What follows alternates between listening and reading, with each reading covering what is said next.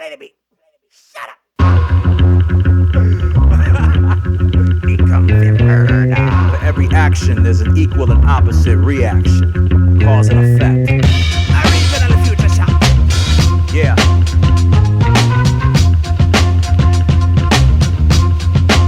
So check this narrative. True story. Really happened. At a show. It's wild. Check it.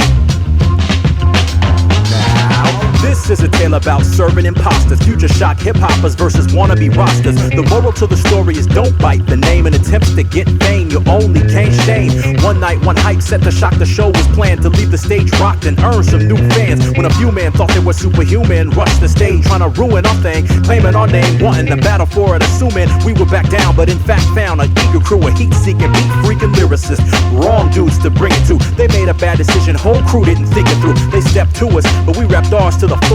Rightful ownership of title, proven and retained, while the only thing they gained was the knowledge of what it feels like to get demolished. Live on stage, all four of them, they came premeditated, and we stated nothing from a written page. Skills rusted, but we still busted off the top, no doubt. No rehearsals or curses, our verses won the bout. In the rhyme ring, our punchlines gave knockouts they didn't know before, but found out after the last dude was drowned out by booze. Then applause for us, they needed shock therapy. Our crew was the cause, and thus for every action, there's an equal and opposite reaction. Cause and effect. For every action, there's an equal and opposite reaction. Cause and effect.